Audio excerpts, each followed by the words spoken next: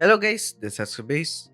We surprisingly got a big news today, a normal update plus another localization adjustment. Anyways, as usual, we have an event story, freebies, new memorial banners, etc. So without further ado, let's take a look at it. Starting from July 11th, we'll have the upcoming side story event focusing on our beloved Aoi, that is the Private Seraph Academy, Aoi's Idol Journey event. This is the only quote-unquote separate thing from all the side story events so far, as if I remember correctly, when this event was announced in its JP livestream, it was stated to be set in a parallel world. So yeah, if you just want more Aoi content, this is the event for you to read, especially since it has things like custom UI and indirectly connected character development. Now for the localization adjustment side of things, in late July, so the next update after this, we'll have the Minions Notes and the Silver Clock event focusing on, if you know the Minion, you know who.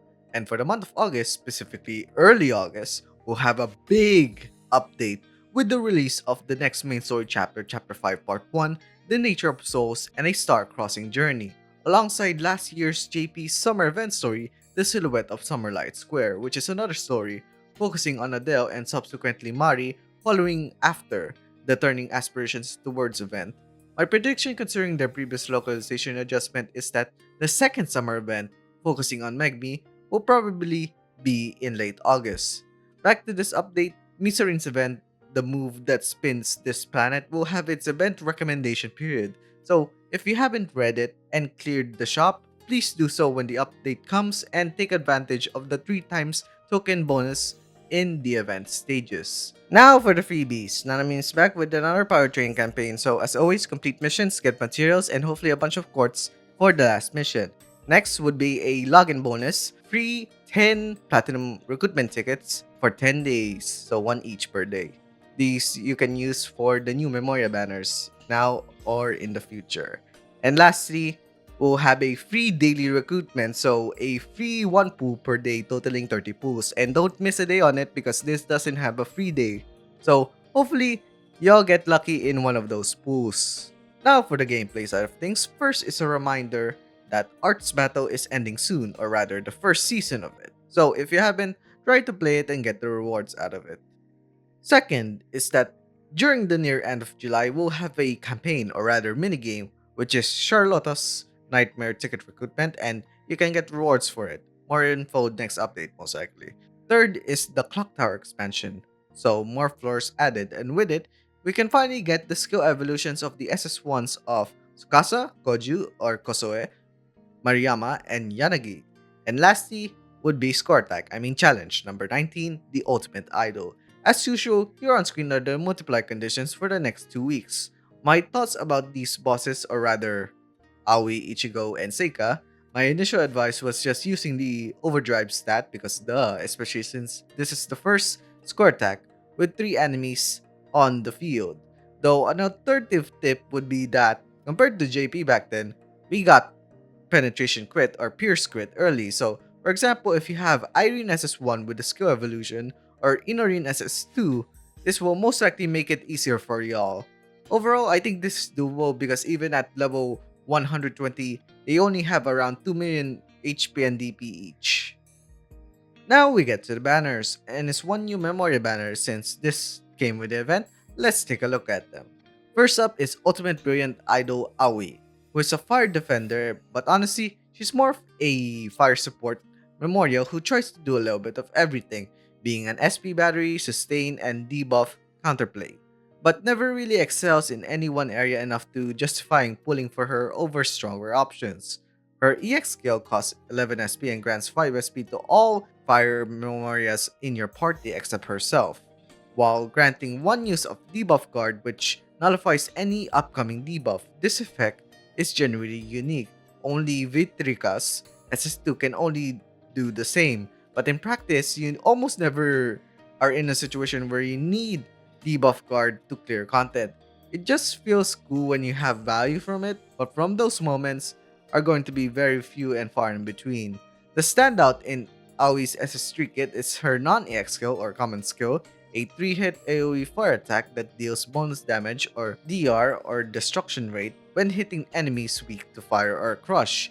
This is surprisingly good for building the R and can make AoE function as a mini blaster, especially if you already own AoE SS4 in the future and want to mix in different utility in certain fights, like for example the second Chapter 4 Part 2 Anachrony boss where you frequently swap teams. Her passive 50% defense up when running a trio of fire memorias can help stabilize the early turns and buy time for setups. But outside of these occasional scenarios, this is Aoi's weakest SS Memorial overall. Now the other one.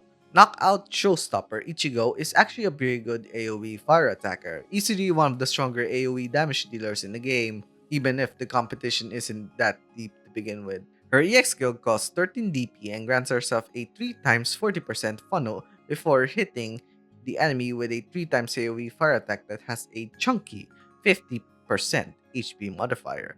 This can output very respectable damage, although it comes with a 2-turn recoil debuff, which is very annoying but manageable with planning. It's basically that the HBR devs want you to pair her with AOES3 for synergy reasons, like clearing the recoil with debuff card. It's worth pointing out that the base damage of the X skill without the funnel is quite low, so you really do need to maintain your funnel stacks to keep her relevant.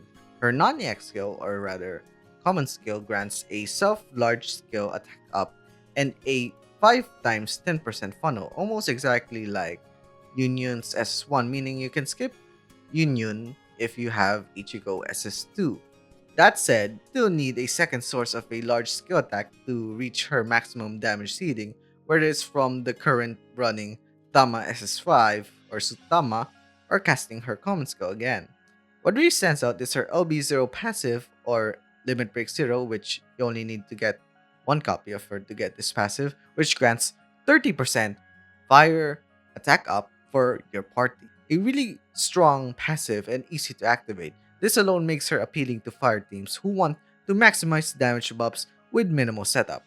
From an elemental perspective, AOE-SS3 can be a niche sustained pick to round out a fire roster that's already stacked. If you happen to pull for her off-rate, her common skill can find a bit of use, but that's about it. As for Ichigo, she's a really strong pick for fire AoE content, especially if you lack Minori SS1 or the future Akari SS3. She's not going to be your go-to solution for most fights. She's more of a fun self-sustaining damage dealer to fill a roster gap rather than a must-have. From a general slash common perspective, as a banner, I wouldn't personally recommend pulling on it. They're not must-haves like the currently running banner containing Tamas 5.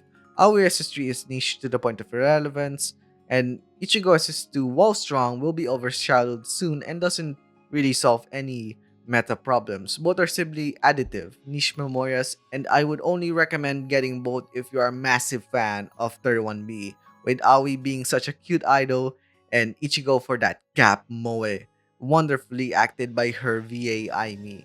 Though, as always, if you love the characters, their artworks, or want their specific abilities, feel free to ignore my advice and pull for them. The last ones I have to mention are the Squad 31B feature recruitment, which is a skip even if they show off Seika SS2 or made Aoi to bait you all. Next is the paid Fire Element SS guaranteed 3-pick recruitment, which is actually the next best thing after a paid SS selector. But I would only recommend this in a scenario where, for example, you don't have Megami SS3 or a SS Fire Memoria you want to have and want a 30% chance at potentially getting it. It's a better chance, but still very risky and can potentially be a waste of money, especially for low spenders, so I would still tell you to skip it. And the July edition pack A, B, C, and D, which will run until August 7th. These are for the worlds out there.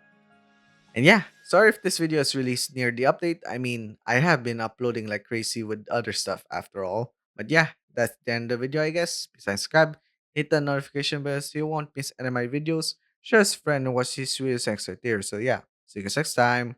Bye.